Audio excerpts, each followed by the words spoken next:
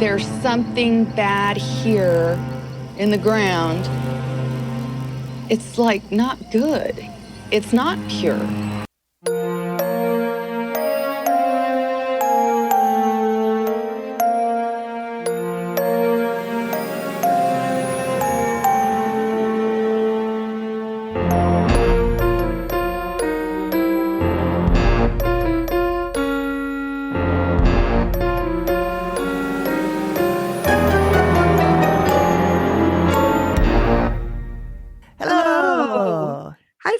We're so glad you're joining us at the Activity Continues podcast.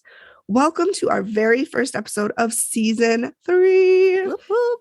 If you're new here, we are friends, soul sisters, as a psychic said once, who recap episodes of the TV show The Dead Files, and we talk about other creepy stuff, as well as mundane stuff about our lives, true crime, kind of anything, you name it, we talk about it. And I'm Megan. And I'm Amy. Thanks for joining us. This week, Amy is recapping the Dead Files episode called Terrorland. It is from season 9, and it is episode 12, and it originally aired on June 1st, 2018. And Amy, why don't you tell us why you chose this episode?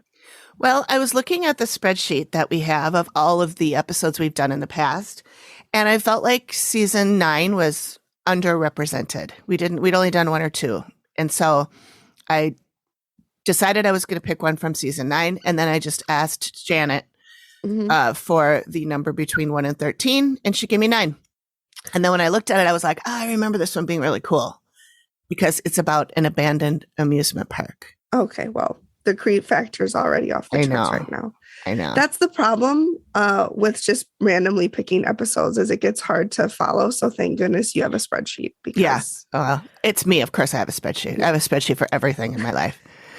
I've been on TikTok and I wish that I could bullet journal, because some of the people who bullet journal, it's beautiful. I know. I tried doing one year. So soothing. Mm-hmm. I could watch it for hours. Just people bullet journaling. Just like cutting the paper and all that. Yes. Yeah. And they write it, so nicely. Yeah. I don't have that. And I don't have that. No, I do it for maybe a week. And then I'd be like, fuck this. That's exactly what I did. I bought the whole journal. I bought the pens, everything. And I was like, I had my goals for the year and everything. I'm so organized. Yep. And it was super fun for about maybe 2 weeks. Yeah. And then I was like, fuck that. And then you're like, I'll just be disorganized. That's how I've lived. Yeah. Well, I mean, I'm organized, but I can't do it in a bullet journal. I can't do it that way. That's why I was a little late today, because I've been crafting hard this week. And so I record where I craft. And so there was just fucking glitter everywhere and resin and clay. And I'm like, I could not. So I cleared a little space. That's right. That's good. That's good. But yeah, what have you been up to? I mean, it feels like a hot minute, but I don't think it's been a terrible amount of time. No, I think, we just missed one. There's just 1 week that we did not record, and we did still put out a little something, but we recorded it separately. So what have we been doing? Well, we had Christmas with the moms. We were sick for Christmas, so we had to stay home because we got the colds. Yeah. It was really a bummer. And, because it was more a bummer for us than it was for the kiddo, because he's 2, so he doesn't really understand what's going on. He doesn't know what he's missing. No, he doesn't know what he's missing. Santa, I think, will start making an appearance next year. Oh. Because I think he'll be old enough to where he can kind of understand, I'm getting presents and I can open these presents. Like this year, he just, for his birthday, he just took tissue paper out of bags and ran around. Like, didn't really get it. So, funny. So yeah, we didn't really do much. We haven't even opened presents yet, but John told me he did get me a combination of birthday and Christmas gift of new tires. So that's all I wanted, because that's how you know you're old, when your husband is like, do you want new tires? And you're like, oh yeah. And then I'm like, I don't want that for Christmas. That's something I should get anyway. Yeah. I want something like this fluffy thing that my mom gave me. Yeah. What did you and Greg do for gifts? Do you guys exchange gifts? We did. Yeah. What did you get him? Oh, I got him. What did I get him? Oh, a couple calendars, a Farside day-to-day calendar, which he had already bought one for himself. Of course he has. That's the thing with like when you get older, you just tend to buy stuff for yourself. Yeah. John's the same way. So's my dad. Yeah. I probably shouldn't have bought it because it wasn't on his Amazon wish list. But I saw it and I was like, oh, he needs one of those. That, yeah. And I didn't know he'd already bought himself one. But he's okay because he'll bring one to work. Oh, perfect. Yeah. Going into work more now. So I bought him that. And then also a wall calendar for the Demotivators. Do you know what that is? Demotivators? You know, like when you go into a corporate office and they have like a picture of a rock like climbing. A cat hanging and it's like, hang in there. No, not like that. But like the ones that are like, I think that these posters are actually called motivators, but it's like a black background with the picture of like a mountain climbing thing. And then the bottom, it says like ambition. And then it says yes, that kind of thing. Yes. Well, this is making fun of those. So it says things like ambition, and then it'll say, don't even bother trying. You'll never figure it out. That kind of thing. And they're hilarious. Perfect. So I got him that. And then I got him something else. I got a third thing. And then I also ordered him a robe that's not going to be here for another 2 weeks. We haven't exchanged gifts yet, but I got John boxers from Manscaped because he said how much he loved them. Yeah. So I got him a 2-pack of those and then a shirt from Manscaped because I love our shirt. I love the shirt. They're really soft. It's so soft and comfortable. It's really, I sleep in it sometimes. And oh my God, I do too. That's really when I wear t-shirts, those to sleep or work out. Like I don't really wear them around the house much except as pajamas. Okay. And then I also got him a Star Wars t-shirt. So I wanted to get him something to open at because we have several Christmases. Yeah. So I wanted to get him something to open at each Christmas. Each one. Yeah. Yeah. Cool. So. Greg did also get me a pair of pajamas that were on my wish list. They're satin and they're purple. And I wore them last night and I almost slid right out of bed. Do you have satin? Slid right into the middle of the bed. And I even said to Greg this morning, I'm like, these are super comfortable, but if my sheets were satin too, I would have slid right out. I'd have been on the floor. They're really comfy though. That's funny. Yeah. All right. Should we get in? Yeah, let's just pop in. Let's just jump right in. And I have not listened to this yet. Watched it. I will tell you there's quite a bit of child death in history. And so I'm trying to just like, I'm not even going into the details. I'm going to try to just gloss over it because it's a lot, but it's not current. You know what I mean? It's a little easier if it's not current. Yeah. Okay. Okay. Let's do this. Okay. Everybody, let's do it to it. All right. Sorry. Hey guys! And welcome to Spilling the Crime, a true crime podcast hosted by me, Umberto Melo, and me, Jonas Grancha. Join us in this big adventure where we will be talking about crimes with a tipsy twist. How this crime happens, I want to know what the fuck is the unwrapped chocolate. Her name is Sharma Melngelings. Magmar meningitis? What? Where's the dick, Lorena? Where is the dick? Oh! What is this? Are those your enemies? Are they after me too? Do you ever feel like a plastic bag? What the fuck? And then he masturbated on the carpet. Dangerous questions. Why? We did not agree with this. Carl said that. Don't what? Don't copyright us. Don't copyright us. Yes, please don't block us. So grab your glass, cause the spilling is about to begin. Hello and welcome to Horror Roulette, where you never know what you're gonna get. We're your hosts. I'm Em, and that's my brother Nick.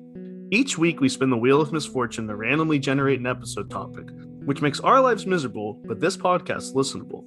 We've covered everything from the Toy Box Killer to Jack and Jill. From Ed Wood to Black Widows, we've suffered through it all. Find us wherever you listen to podcasts and check us out at horrorroulette.com. Listen if you dare. Okay. So the episode was called Terrorland, and it's season. Oh, I wrote season 12, episode 9. You mean season 9, episode 12? Yeah, that's what I think it is. Okay. But I had written in my notes season 12, episode 9. The original air date is June 1st, 2018, and I already told you about why I chose it. Okay, this takes place in Lake Shawnee, West Virginia. Ooh, East Coast. West Virginia. That's where the Mothman is, isn't it? West Virginia? Is it? Oh, I don't know, maybe. I think it is West Virginia. Maybe. West Virginia, you got a lot of shit going on. Yeah. So the client is Chris, and he owns an abandoned theme park. And he's worried about his mother who lives there and the volunteers who work there. Mm-hmm. What? Yeah. Hang on. Okay. Also, it's not abandoned. His mom lives on the property in a nice house. It's not abandoned. It has gone into disrepair, and they have left it there doing that. Okay. So client experiences are they've seen full body apparitions, shadows, they're hearing voices, and they're being pushed and shoved. So we meet Chris. He's talking to Steve, and he says he's worried that the activity is picking up. And his mom lives on the property. He lives nearby with his family. So Steve is like, all right, help me out here. What's going on? What is this? What's this all about? And he says they give history tours and ghost hunting tours on the property. Gonna be mad. I know. Gonna be mad. That's what I say. I'm like, ooh, Amy's not going to like that. And then Steve preps him that Amy's probably not going to be down with this. No, because okay. I'm already annoyed. Like, I know. You call in a ghost hunting team, or not a ghost hunting, but investigators. And then you're like, oh, and we give ghost hunting tours. So you're already ticking the spirits off or pissing them off, or not pissing them off, but like, what's the word I'm looking for? Agitated? Yeah, like kind of stirred it up. Thank you. Stirring up activity. And then you're like, I don't know why there's activity here. Can't imagine. It must be my dandelion in a jar. That guy. That guy. What was his name? Like Dave Elvis. Or Dan? Elvis. Any word? Elvis and his dandelion in a jar. Oh my God. Anyway, so Chris's dad bought this property in 1985, and he wanted to restore it and reopen it as an amusement park. How'd that go? Well, I will tell you that some of the stuff that went on in the episode was not exactly what happened in real life. Okay. I read a couple articles later. Okay. Also, this location has been on several ghost shows, and I watched 3 of them. Okay. And some of them tell a different story, which I'll get to at the end. Was one of the ghost shows with Back Zagans? No, it wasn't. Really? Okay. No, it wasn't. Okay. I mean, he might have done it, but I didn't see that. Okay. He probably did. So Chris's dad passed away from cancer in 2010. He lived on the site until he passed, but he did not die there. He died in the hospital. And my notes say I have more on this that wasn't in the show. I'll tell you later. Okay. Stand by. Stand by. Chris's brother lived there too, and he also died, but of a heart attack. But he was only 51 years old. That's Heart attacks. Than me. Yeah. That's scary. Heart attacks are common with ghosts, we've learned. I know. And it is due to the energy of the house or of the land. So he won't sell it because it was his father's dream. He said he's at the point where, quote, going to let the land do what it wants. If the land wants to create itself back into an amusement park, we'll let it happen. But if it doesn't, we'll just follow the land. How is the land going to turn itself into an amusement park? Exactly. Are there fairies? Nymphs? I know. The Ferris wheel is like covered in weeds. Yeah. Like you can barely see there's a Ferris wheel underneath there. There's so much stuff. Wow. And so I'm like, do you think the land is just going to clear itself of its weeds? What do you, you have to do something. You do have to work a little bit. You can't just wish it. Yeah. So I don't know what he's getting at there. And this whole thing sounded really weird to me. Like I was like, this guy. It sounds sketch. It sounds like he, especially given the fact that you said it's been on several other shows, sounds like he's kind of he's looking for attention publicity. Seeker. Yeah. He's looking for publicity for his thing, and not so much that he wants to get rid of any ghosts. I'm not saying it's not haunted. I think it is, but I don't think I think it's like, I think he came into this with a different. who was that other guy that did the exact same thing, went on several ghost shows, and what Was it his, an inn in California, a hotel maybe? Yeah, it was something, because they were doing ghost tours with it, Mm-hmm. an inn or a bar or something. Yes. Yeah. I think I know which one you're talking about. And he it was, was the on- girl that got murdered in the parking lot. Yeah. Yeah. And he was on other ghost shows, like Yep. saying different things. This sounds Yeah. like that. Yeah, it does. I'm a little Skeptical. I'm not. Yeah, I'm a little skeptical. So then Steve is talking to Chris outside the mom's house. It's a really nice house. Mhm. It's nicely kept up. It's big, and she lives there by herself. But he says that she'll call him in the middle of the night, and he has to go down there and make sure she's okay, which does not jive with information we learn later. But anyway, Steve asks what experiences Chris has had, and he says he'll see images out of the corner of his eye. And Steve said, or like shadows. And he says, why don't you just assume that it's shadows or people walking around? And he said, because no one is allowed on the property. It's private property and nobody's allowed on it. And I'm like, because okay. nobody ever goes on private property. Right. And so, except for your family and your mom and your people And that the work volunteers. for you. Yeah. Again, a lot of that stuff he said didn't make any sense. And I think I might have been picking up on Steve's vibe, because I got the impression that Steve was like, you sound like you're full of shit. Mm-hmm. And because he was questioning him. Mhm. And like when he was asking this guy about his own experiences, he kept talking about what other people see. And he's like, let's talk about what you see. What are your, he had to bring him back to Mhm. that. And then the guy just said he feels like a pressure on his back sometimes when he's mowing on the tractor mower. So could it be the seat that you're sitting in? Well, he said it was on his back, like his neck. Oh, Unless maybe I don't know. I didn't think that tractor seats went up all the no, way I at don't the think back, they did. but yeah. It sounds like Steve probably checked out when he said he does ghost tours. Yeah, probably. I mean, honestly, I would have checked out, because I would have been like, did. okay, you called us in here to investigate activity that you're instigating. But the production team goes and spends months Right. looking up these people. So he had to have known that going into it. Steve. Because he's involved in all of that. Amy Right. might not have known, but he's involved. And maybe they don't tell him that. Maybe they don't. I don't know. Anyways, I don't know. He didn't actually seem shocked. He just said, I want to tell you, Amy's probably not going to be She okay with won't. this. She'll be ticked, because you're not respecting the deceased. You're not respecting them. Right. You're teaching them. You're treating them as a spectacle. Words are hard for me this morning, but that's okay. So Chris says he thinks that his dad and brother are both there and they're protecting the place. Okay. And he wants it to be protected. Right. Okay. So now Amy says, when she's going through, she says there are at least 12 conscious entities here. Mm-hmm. She doesn't feel safe. They don't want her here. Mm-hmm. This was sacred land and they didn't want it taken. So, of course, we're going back to white man stealing Indigenous. the natives' land. Yep. Yep. She says she feels like she's being strangled. Especially in West Virginia. That's like where one of the first places they settled. Is it? I think. I don't know enough about that stuff. I should, but I don't.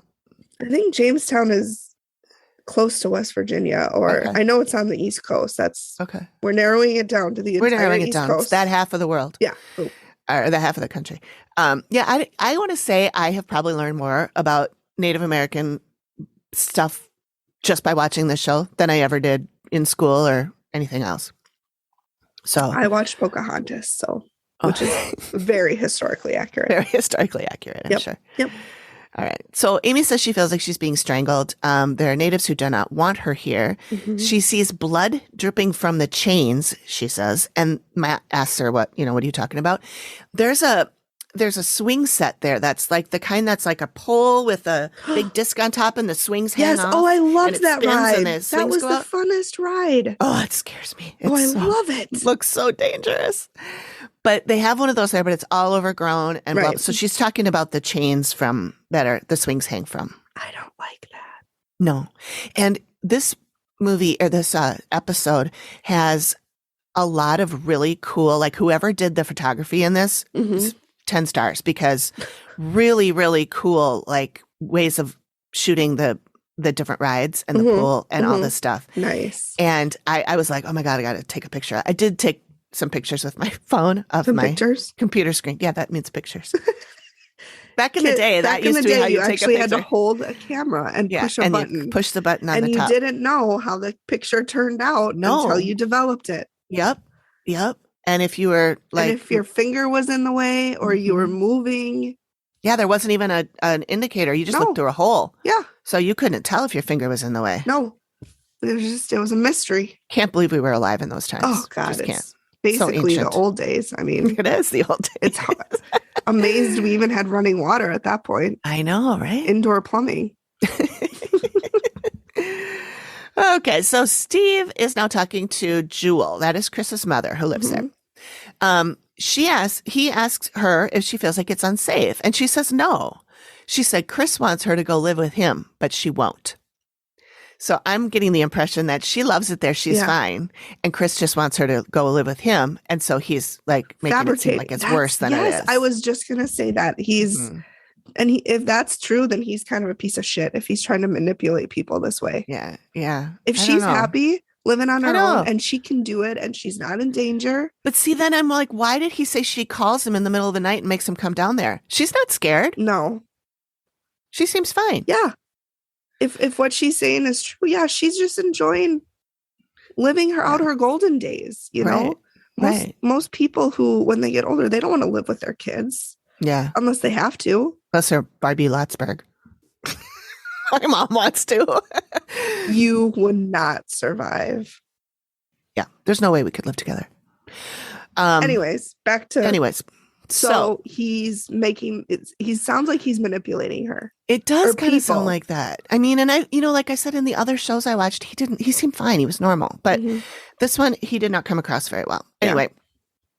So Jewel says that things are moving in the house. She's had experiences. She's just not scared.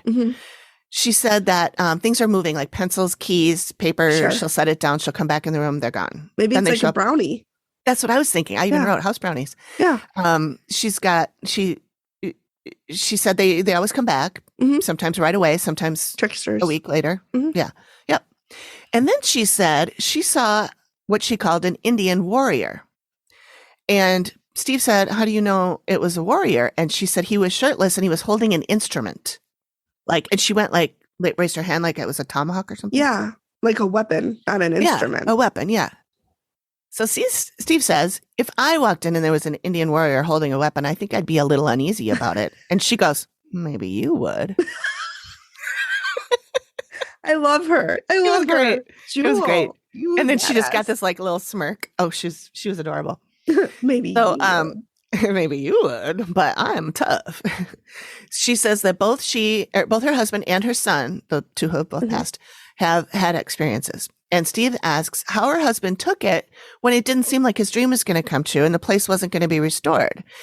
And I just have to say, this is really weird. It didn't seem weird at the time because I hadn't watched the other episodes yet. But anyway, she answers that he probably felt like they were failures because they couldn't get anything working right.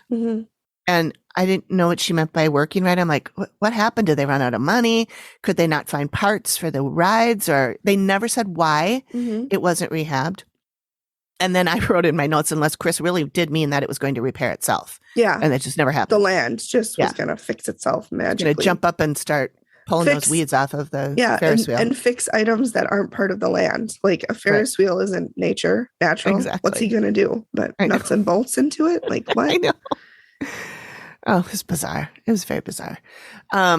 Anyway, then, she thinks whatever is here wants to be the attraction. Oh, so it wants to focus on it. That's what she thinks. Yeah.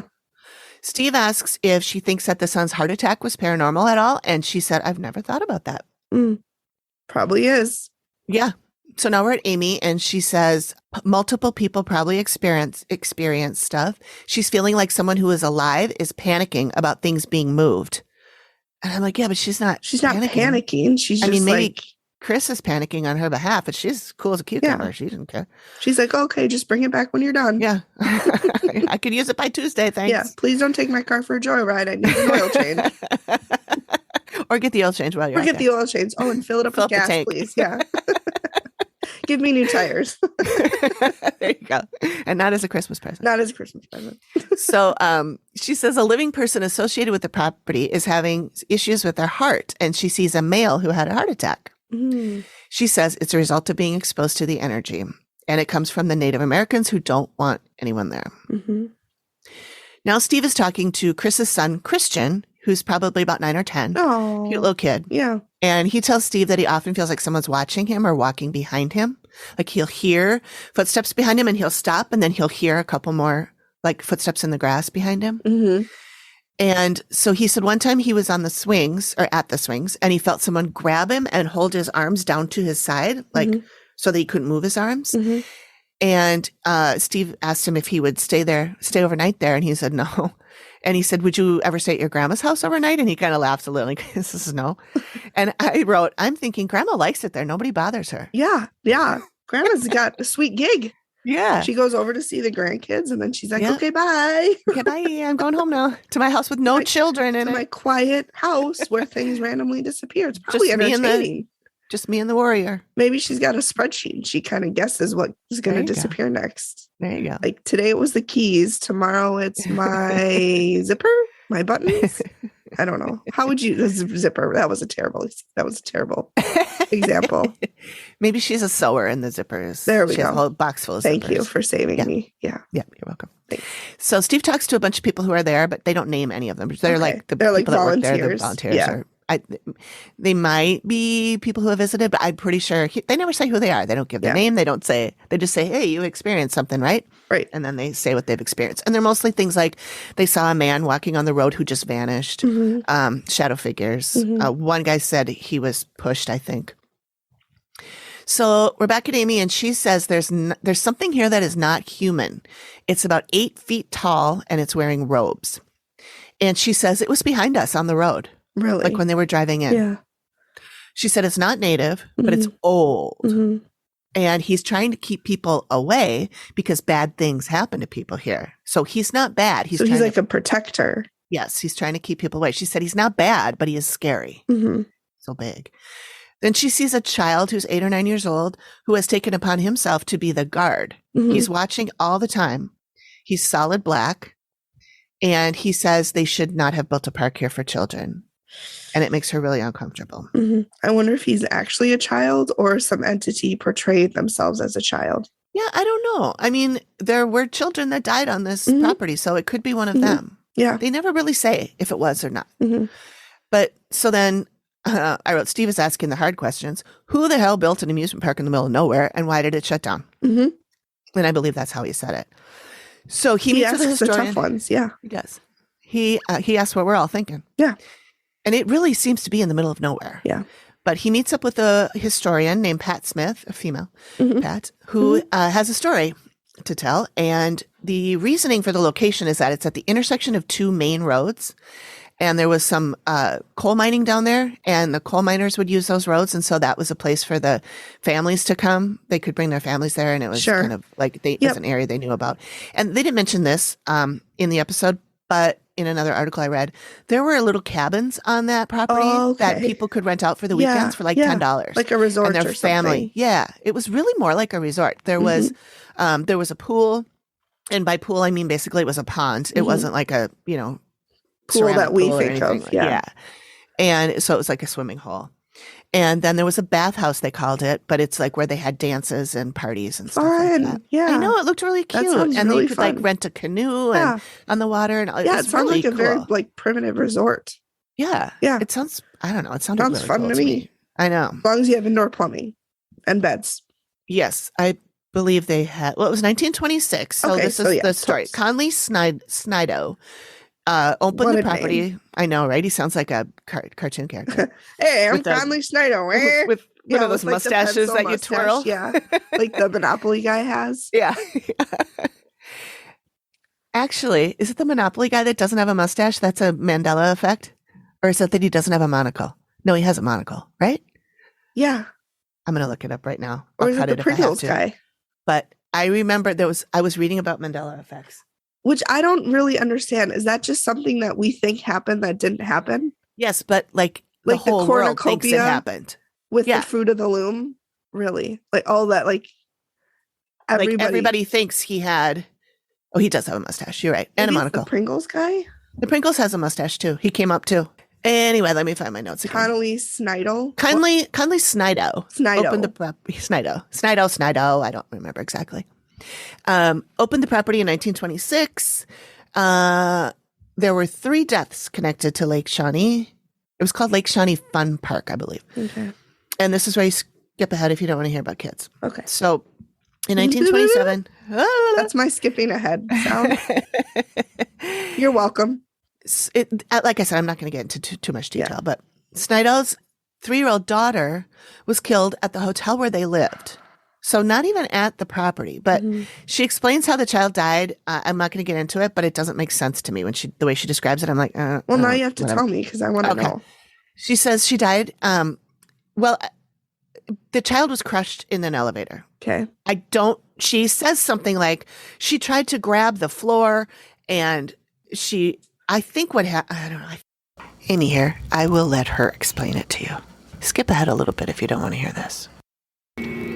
One day she ran for the elevator to get on it. She grabbed for the floor of the elevator and it pulled her up and crushed her between that and the doors. Elevator accident. Yeah. And then in 1961 and in 1966, 2 boys drowned in the pool. Mm. And so when that happened, Snido closed the park. She tells about this Pat. She talks about how she came to the park when she was little and she was in the pool and something grabbed her and pulled her down into a hole, she said. And her dad had to pull her out by her hair. Mm-hmm. Wow. So I was telling Greg about this last night and he said, that sounds like catfish. A catfish, they get really big. Yeah, they get huge. They could have grabbed her and pulled her into their hole. But are catfish predatorial? Or are they more? I thought they were more scavenger. I don't know.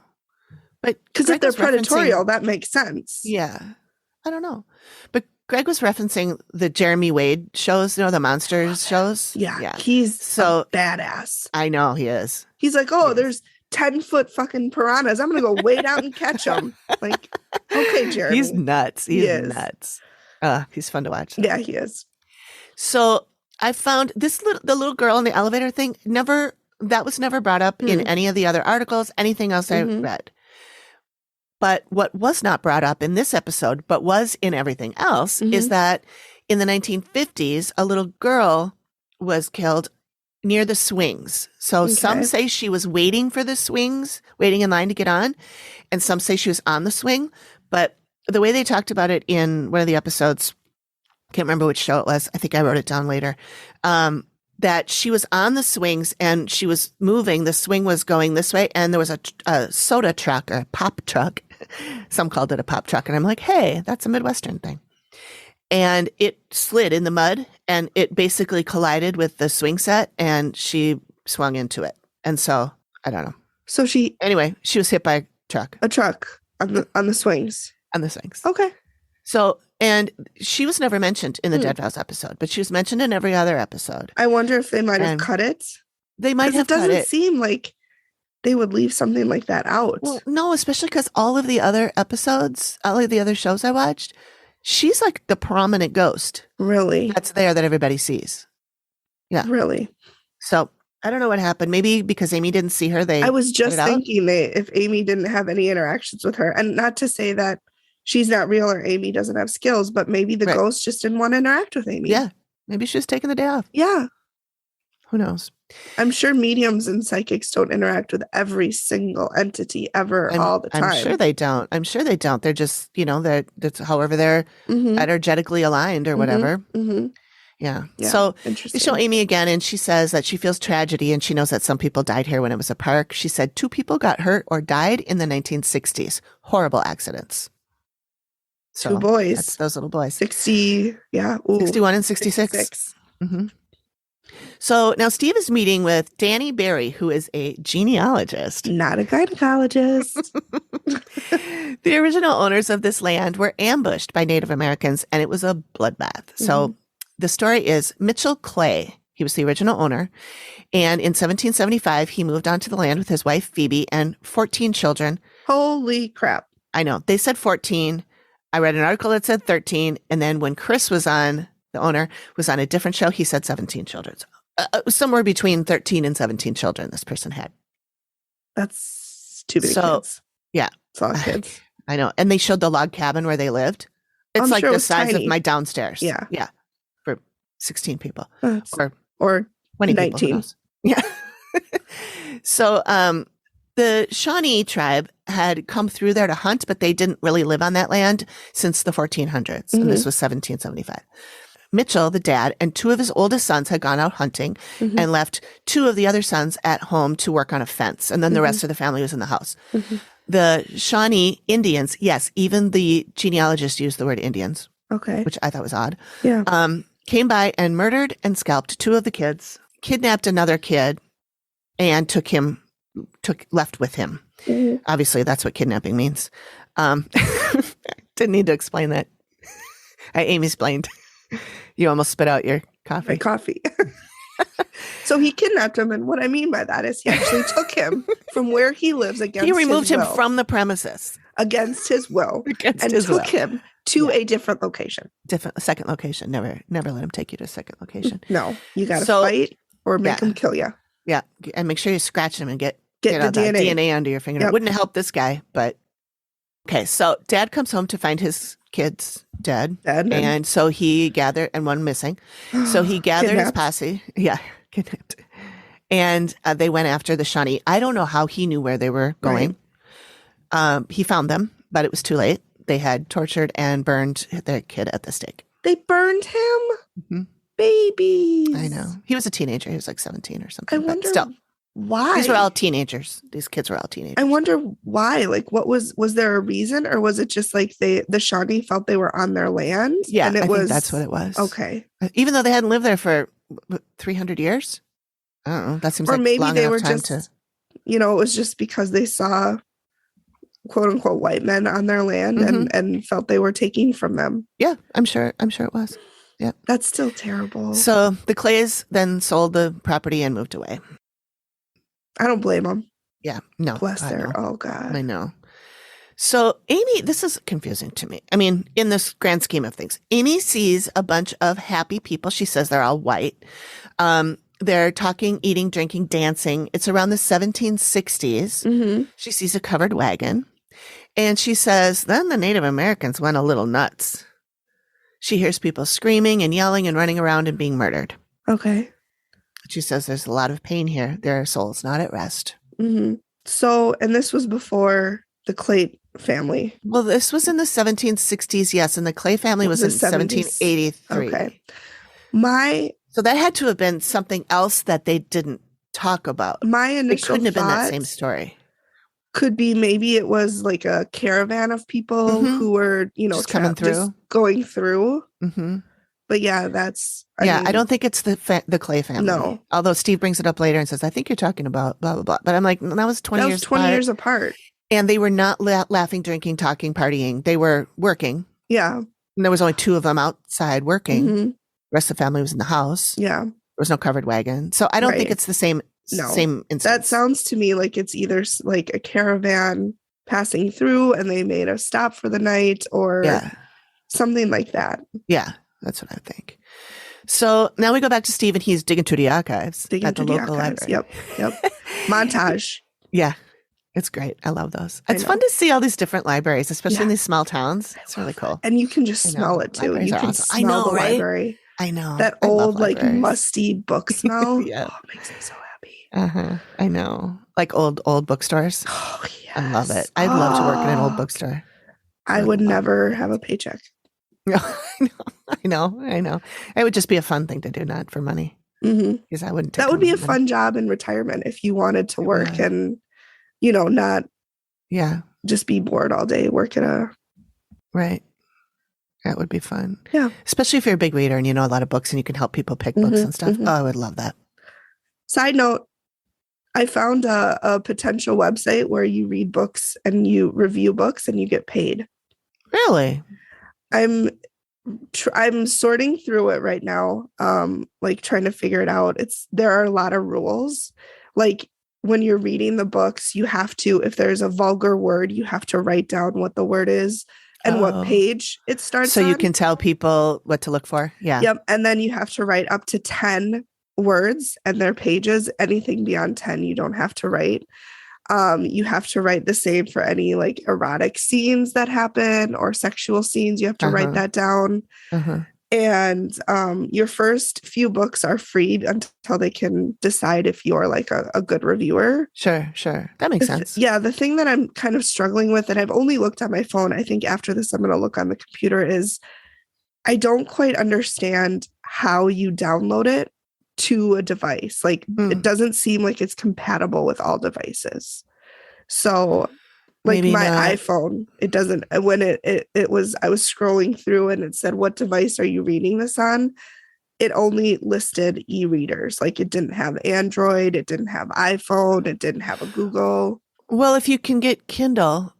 That wasn't, not that. I mean, I have the Kindle app, but I don't have a Kindle device. Right. No, I don't either. But like I borrowed a book from the library, an ebook from the library using the app Libby. Yep. And a lot of people use that. Yeah. And it allowed me to open it in Kindle. I'm reading the book in Kindle. I'm sure there's a way. I just haven't figured it out yet. Yeah, there's got to be a way. But I mean, it's not a lot. I think it was like $30 to $60 a review. So you're not going to get rich. It's not going to be. But if you're going to read all those books anyway. Yeah, if you're going to read anyway. And if you like reading, $30 to $60 a book. Yeah. It's not bad, especially if you read quickly. Yeah, I'll take it. Yeah. So anyways, that's a little blurb. Once I find out more, I'll okay. let you know. I'll put it in the show notes. I'm trying to because I think it'd be fun. Yeah. And you can choose the book. There's all different genres. There's shorter books, there's longer books. So I'm trying to find a shorter one to start. Because you can't just skim through it. Like you have to look for like grammatical errors and punctuation and all of that. So if you could look at it, if you could read it on Kindle, you could do like a search. Yeah. And search for words or whatever. That would be easy. Then you could find the page numbers. And you could highlight it and you could bookmark it and make notes. Back. So yeah. I hope it pans out because I think that'd be really fun. That would be fun. But anyway, I'm so sorry I derailed this. That's okay. But old books, digging through the archives. So he finds an article about a brutal murder. All murders are brutal for Steve. Yep. Happened in 1935 on or near the property. He said the local cops won't talk to him about it, but he has a friend named Matt McGrew who will. Oh my God. If that's not the most detective name you've ever heard in your life. I know. Isn't it great? So Matt McGrew tells Steve about James Kraft Belcher. Any relation to Tina Belcher from Bob's I know, Burgers? that's the first thing I thought of too. I'm like, probably not because she's a cartoon, but no, we don't know. Yeah, we don't know. Which actually the cartoon thing, that's going to come up in a, hang on. When you see never mind. Okay. I don't want to give away too much. So his grandparents owned the property in the early 1900s. He grew up there. He was seeing a woman named Myrtle Taylor. She was 19. He was 25. And this is the Jack. This is James Kraft Belcher. Tina's cousin. Tina's ancestor. So May 11th, 1935, he sees her eating dinner with another man at a restaurant, I believe. He picks a fight. She refuses to go with him, but he forces her into the car. So never let him take you to another location. No, I know. So they stop the car and get out, and he shoots her twice in the head. Then he puts her back in the car. She's still alive. And he drives her to the hospital. Alive? Yep, he drove her to the hospital. And then she died a few hours later. Oh my God. I know. Imagine how much pain she must have been in. Bless her heart. Oh, for having dinner with somebody else. I know. Well, and you didn't even know if it was a romantic dinner. I know. Well, I know. And here's the thing too. He was married. He was separated, but he was married and she was his mistress. So who the fuck does he get to decide she can't? Whatever. Made me angry. I found in my experience, meaning shows that I've watched, it's the people who are cheating are always the ones who have the highest moral ground in the relationship. Of course. Like, how dare you see somebody else when you're with me? Meanwhile, I go home to my do whatever I want. Separated spouse. But I mean, it was the 50s. I'm sure they still live together. Mm-hmm. It's Actually, it was 1935. Oh, so even, they So totally even older. live together. Mhm. Yeah, probably. How is she going to move out? She probably doesn't have a job. Right. Probably doesn't have any education. Oh, can you think about these poor women back then that just had nowhere to go? They had nowhere to go. They had to stay in this. Either live with your family, your parents, or and be a complete pariah and judged and shunned and thought of as a failure, even though you did nothing wrong. Right. I hate everybody. Okay. I know. Moving on. Let's be glad we don't live in that time. Thank the Lord. So he goes on trial, but he pleads insanity. The jury does not believe him. He goes to prison. I know. He died there in 1993 when he was 85. Wow. So he was in prison for like 60 years. Most of his life. He was 25 when the murder happened. Good. So Steve makes a comment about how it's a shame he was never hung for this. So I guess we know where Steve stands on capital punishment. I'm with Steve. I'm undecided because I know a lot of times people are in jail for things they didn't do, and that I know, or really shitty, awful. like really steep sentences for like marijuana possessions. Yeah, they're getting better at that, but if you kill somebody, anyways. Sorry, I got on a tangent. That's okay. That's what we do here. Yeah. So I can't tell where Amy is. She's somewhere on the property. I think she's outside. I don't recall her ever being inside the house. Really? Steve was inside the house with Jewel when she was talking about her things going missing and stuff, but I may have it was so dark. It's hard to tell. It seems like most of the activity doesn't take place in the house. Right. It's on the actual, in the park. So it would make sense that most of her investigation was there. Yeah. Yeah. So she says she doesn't feel good and she's getting pain in the back of her head and neck. Probably where she was shot. Mm-hmm. She thinks that a woman between 14 and 16 years old was hit here. She seemed to be from around the 1940s. Mm-hmm. This was in 1935. She feels a bad person here. It's a male, and the woman knows him, and his intentions are not good. Mm-hmm. Amy's really hurting. She says she can feel the blood in her mouth, and the pain is horrible. She believes this female was abducted or murdered, and I said, ding, ding, both. Mm-hmm. And she said this was a case of blind rage. Oh, yep. So now we're going to go to the sketch. Okay. Amy wants to have the sketch drawn of the teenage girl who was murdered. Mm-hmm. She's the one that stands out to her the most. And when he says, Amy, is this what you saw? I don't think she should have said yes. Because when I saw this picture, I laughed out loud. Do you see it? Yep.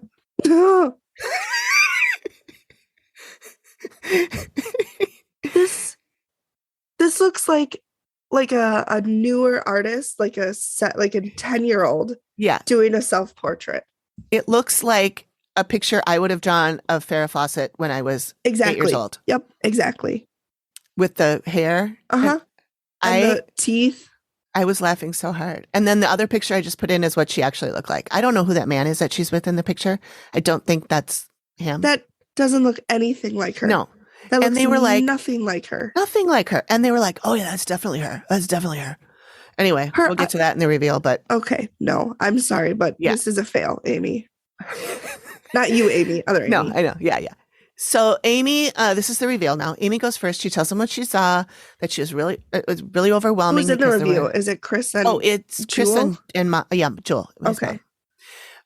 They go, she says there were at least 12 conscious entities who were here. And she says too many to go through and tell you about all of them. So I'll just go to the main ones. First is the little boy who's 8 or 9. He's the guard. He watches everyone coming and going. You'd see him as a blob.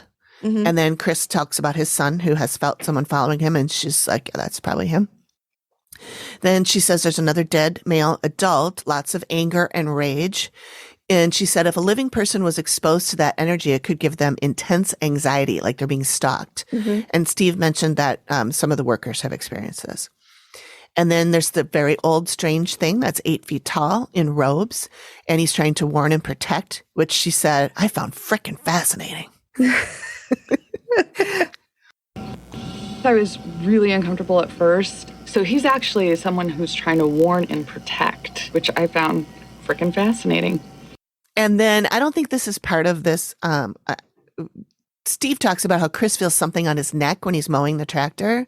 They speculate it's his dad, but I don't think they're implying that it's the same unhuman thing in the robes. Yeah. But they bring it up right at the same time as if they are. Okay. But I don't think that's what they mean. So she says there's an overwhelming sense of fear, of sadness and despair. She got that 2 deaths happened in the 60s. They show Steve and he just smirks. So Steve's just like, nailed it, you know. She says it seems like a weird place for a park because the energy is so bad. Mm-hmm. And Steve says he thought it seemed weird too. And then he tells her about the heyday of the park and the 2 boys who died. Mm-hmm. And he also says, talks about the historian, how she had her own issues, her own experiences. Pat. Yep. It's Pat. Do you remember that from Saturday Night Live? I do. The androgynous Pat. Yep. So Steve wants Jewel and Chris to tell Amy why this is an important place for him. And they talk about how her husband, his dad, had bought the place and tried to get it up and running. And she said nothing worked. So we just had to give up. Mm-hmm. Chris says he wants to preserve the property just the way it is. Or have the land. Fix itself. Amy says she knows that they have paranormal investigators here. And I'm like, how does she know that? Probably the ghost told her. Well, maybe the ghost told her. Maybe the ghosts were like BT dubs. Yeah. We're not cool with this. It's not okay. But did she scold him?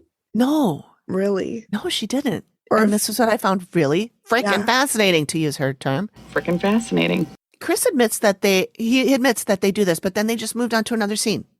She never says anything. I don't know if they cut it or what happened, but I'm guessing they cut something. They would have to. It seemed weird because she is not the type to let that go. Yeah, but she says something at the end. Really? We'll get there. Okay. Yeah. Okay. So Amy says the dead female, the 14 to 16-year-old girl that was killed by a male. Steve thinks it's Myrtle. Mm-hmm. When Steve tells the story, Myrtle is his mistress. This is where the separation thing came in. Yep. Steve pulls out the photo and Amy says, well, I had a sketch done. And Steve takes that photo out and they all go, yeah, it's the eyes. That's her. I can see that. And I'm like, are you people blind? High? What the fuck? Yeah. Exactly. Oh, listeners, you got to look at the sketch. I'll try and remember to put the sketch up at the same time I post everything else on socials early on Friday morning. But oh man, I'm sorry, Mr. Sketch artist, but this looks like a drawing I did in 5th grade. Yeah. Yep. So now Amy talks about the covered wagon party and the natives showing up and starting killing everyone. And she believes it was a native attack on what she thought was a white family. Steve tells her about the attack on the Clay family. But like I said, that doesn't seem like it's the same thing. It was not a party. I don't feel like that's right. Mm-mm. And there are a lot of holes in this episode. I know. I found that too, especially because I watched it a couple times. And the second time I was like, what? Mm-hmm. He tells her about how in 1989, Chris's family was excavating land here and found remains of a bunch of people. And a lot of them were children. I'm wondering if maybe a Native American burial ground. Yes, because I saw in an article that there was some kind of plague back in the 1500s maybe, and thousands of children died. And they were all buried on this land. That sounds like a Native American burial ground. Yep. And I thought it was interesting that Amy mentioned a couple of times that the families that were killed, were white. Mm-hmm. And when I looked at some articles, Chris's last name is White. The family's name is White. Really? Yeah. So maybe it was his ancestors. Yeah, could have been.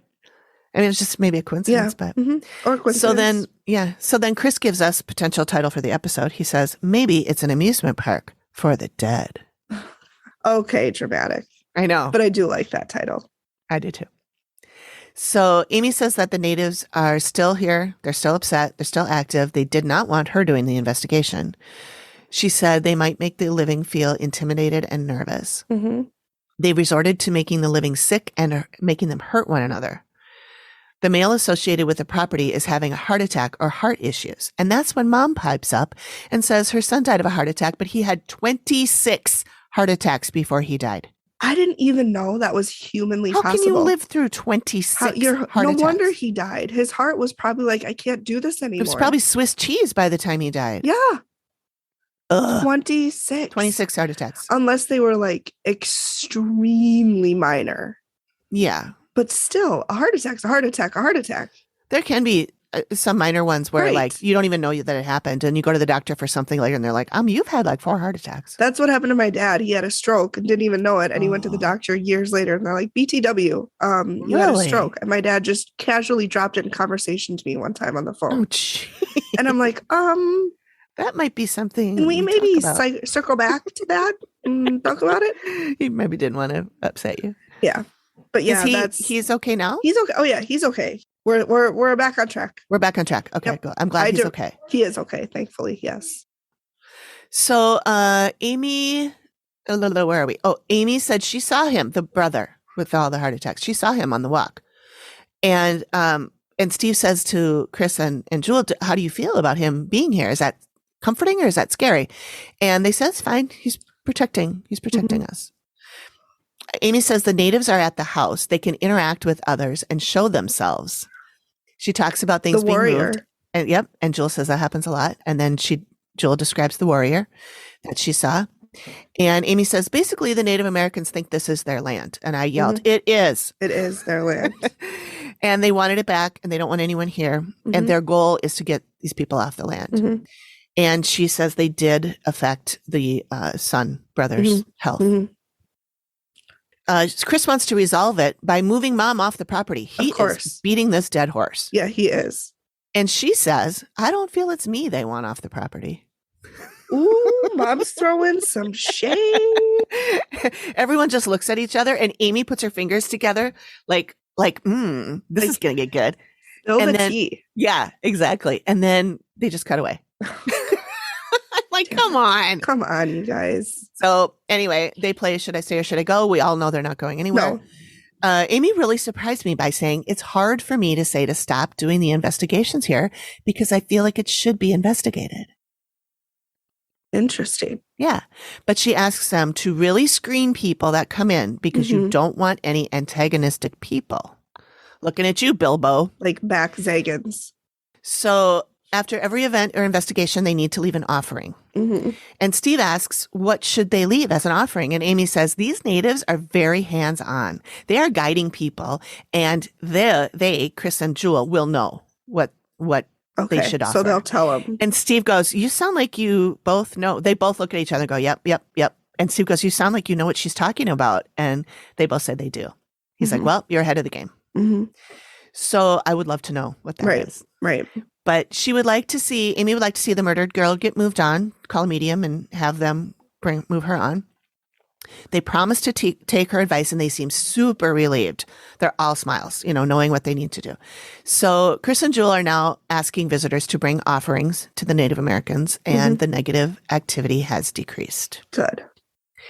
So not mentioned in the show, but either in the articles I read or the other shows I watched, Chris's dad worked at the theme park when he was a kid, and that's why he wanted to restore it. Oh, okay. So he had also, emotional ties to it. Yeah. And also not mentioned, he did restore it. And it was an open running theme park from 1985 to 1988. So why did it close? One article said that it closed down because insurance got too expensive for them to keep it running. Just go class action park and make your own. Yeah. I'm guessing that they said that it kind of fell into disrepair when he got sick because he had colon cancer. I don't know how long he was sick, but anyway, the article states that Gaylord White is Chris's father, became the owner of the property, worked at the amusement park when he was a teenager, so he desired to reopen the park. Sure. White kept the park open for 3 years, but astronomical insurance forces caused him to close the park. White then planned to use his land for mud bogging. His plans prompted archaeological fields from teams of Marshall University and Concord College to launch a rescue excavation in 1988. The field teams uncovered more corpses and over 25,000 artifacts. Gaylord White permitted the field teams to conduct a second excavation during the summer of 1989.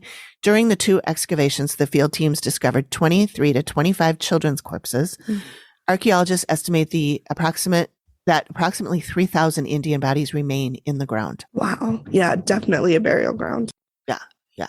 So there was another show I watched called Most Terrifying Places in America, and it was really over the top. It was like, and then, dun, dun, dun. It was really annoying. But that's where they talked about the little girl on the swing. Okay. And that she was hit by a truck, and she's still there on the swing. And then there was another show called Ghost Lab. They did the same. There was another one called Portals to Hell, and that's the one with Katrina. Jack Osborne and Katrina. Yep. Anyway, that was a really good episode. I'd say if you're going to watch any of these other ones, watch that one. I haven't seen their show, but I've seen it on like Discovery Plus. I've watched a couple and they're good. But what I liked about them for this one, they brought in a Native American shaman and talked to him about what was going on there. That. It was really cool. Yeah. They seem like the type, though, to be super respectful. They were very not respectful. that Amy's not. No, she I know. Is, but right. Yeah. Yeah. And I looked up the website for this, park, and they have an event called the Dark Carnival that they hold in October. I don't like And that. I was like, man, but in one of the episodes, and I don't remember which show it was, Chris is talking to, it might be Portals to Hell. And he says that it was in Portals to Hell. He says that he holds this event every year and all the proceeds go to local charities, local nonprofits. I like that a little more. That makes me feel better about it. But yeah, this was a really weird episode because I felt like things didn't jive exactly. Yeah, there's a lot of inconsistencies, which is not like the Dead Files. Usually they're very like cohesive and things mold together. Right. It was a little confusing. Maybe it was just edited weird. I don't know. Anyway, I think we're done. But do you want to throw me a number and I'll do an Alanism for you? 2. Okay, this is in reference to his wedding ring. Okay. When this ring comes off, I don't need this finger anymore. Okay, that's kind of romantic though. Kind of cute, isn't it? Yeah. Okay. Aww. Well, thanks for joining us, everybody. Thanks for joining, everybody. And welcome to our first episode of season 3. And do you know what you're going to do next? I will do, let me just pick a number. I will do season 9. Let's stick in season 9. All right, let's do season 9, episode 1. That is called Triggered. I am not showing that we've done that one. Okay. All right. Well, thanks, everybody. Thank you. And Happy New Year.